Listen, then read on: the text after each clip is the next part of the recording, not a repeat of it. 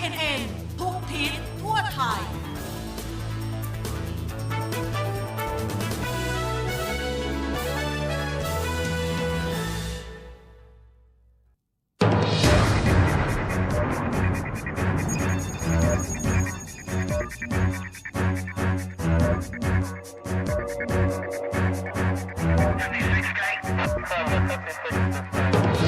INN ร่วมด้วยช่วยกัน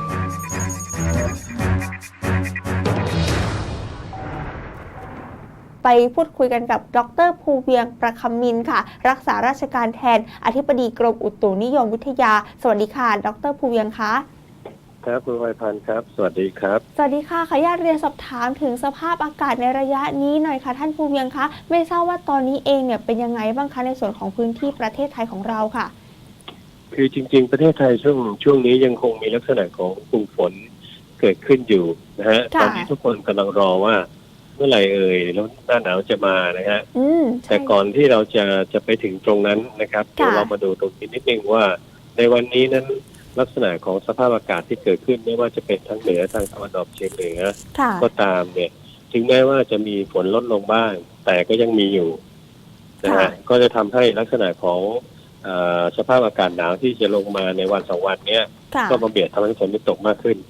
หรือว่าอากาศหนาวเย็นหรือว่ามวลอากาศเย็นเนี่ยที่ดันลงมาในช่วงนี้ก็จะทำให้ร่องความกดอากาศต่ำที่อยู่ในบริเวณภาคกลางภาคตะวันออกเนี่ยมันขยับลงไปนิดนึงครับก็ไปอยู่ในแถวภาคใต้แต่นี้ความสำคัญของมันก็คือทำให้ลักษณะของหย่อมความกดอากาศต่ำอีกตัวหนึ่งที่อยู่แถวทางปลายแหลมยวนหรือทะเลจีนใต้เนี่ยมันมีแนวโน้มพัฒนาขึ้นนะครับแล้วก็ขยับเข้ามาใกล้ฝั่งเรานะฮะมันก็จะมุ่งหน้าเข้ามาจากทางปลายแหลมยวนเนี่ยเข้ามาอย่างภาคใต้ของเราเพราะฉะนั้นในส่วนนี้ก็จะมีผลกระทบทำให้ในภาคใต้ภาคกลางตอนล่างภาคตะวันออกก็พูดง่ายๆแล้วก็คือตั้งแต่แถวกรุงเทพนี่ลงไปจนกระทั่งนู่นภาคใต้เลยเนี่ยจะทำให้มีฝนตกมากขึ้น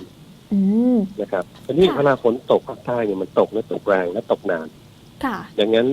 ตัวนี้เนี่ยเราต้องเป็นห่วงพี่น้องประชาชนนะต้องขอเตือนว่าในช่วงลักษณะของฝนตกหนักฝนที่เกิดจากการสะสมหรือบริเวณที่เป็นพื้นที่อย่างเช่นแถวสุราษฎร์ธานีนะครับแถวทางตอนล่างแถวกระบี่พวกนี้มันจะมีแนวเขาอยู่เพราะฉะนั้นจุดนี้เนี่ยเป็นห่วงในเรื่องของน้ำท่วมฉับพลันหรือว่าน้ำป่าหลากลงมานะครับที่มันสะสมอยู่นะครับอันนี้ก็ต้องระมัดระวังนิดนึงส่วนลักษณะของคลื่นลมนั้นก็อย่างว่าเวลาฝนตกลงมาเนี่ย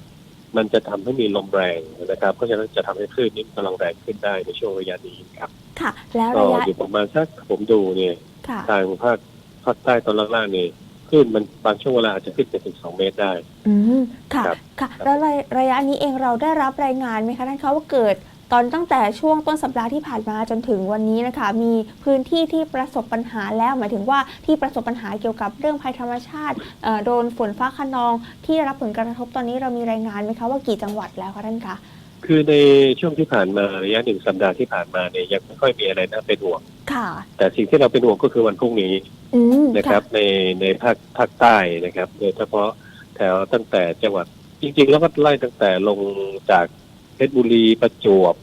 ชุมพรนะฮะแต่ว่ากลุ่มหลักๆที่จะเข้ามานี่คงเป็นสุราษฎร์ชุมพรนะฮะแล้วก็จะมีทางประจวบคีรีขันธ์ที่จะต้องได้รับผลกระทบ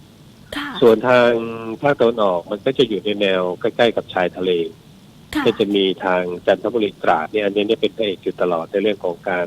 ได้รับผลกระทบจากคลื่นลมหรือว่ามีฝนตกหนักเข้ามา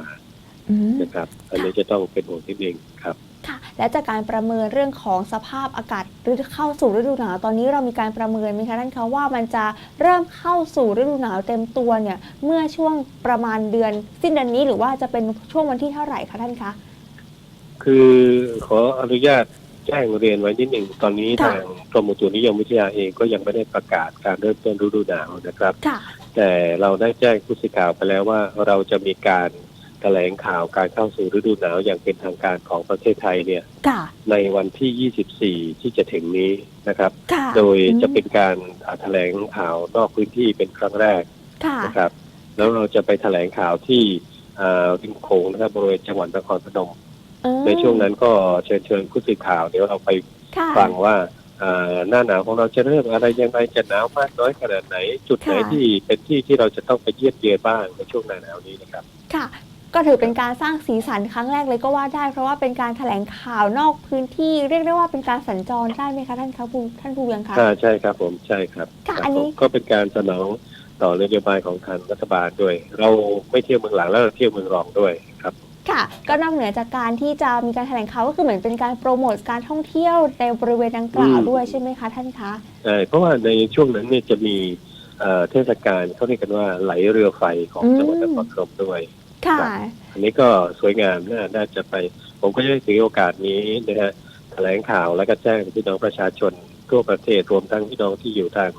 จังหวัดนครพนม หรือผู้ที่ ค่ะ ไปเที่ยวจังหวัดนครพนมให้รับทราบด้วย ว่า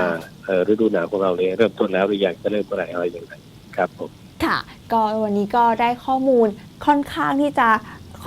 จะมีการเตือนภัยกันล่วงหน้าเกี่ยวกับภาคใต้ แล้วก็พื้นที่ต่างๆ ที่อาจจะเกิดฝนตกในช่วงระยะต่อจากนี้ไปวันนี้ก็ขอบพระคุณท่านภูเวียงมากนะคะ ที่ให้เกียรติกับทางรายการค่ะ เข้าให้ข้อมูลกับเราขอบพระคุณค่ะท่านภูเวียงค่ะ ครับผมสวัสดีครับ ค่ะ สวัสดีค่ะ นี่ก็เป็นภาพรวมบรรยากาศนะคะ เกี่ยวกับสถานการณ์ฝนฟ้านะคะที่จะเกิดขึ้น INN ทุกทิศทั่วไทย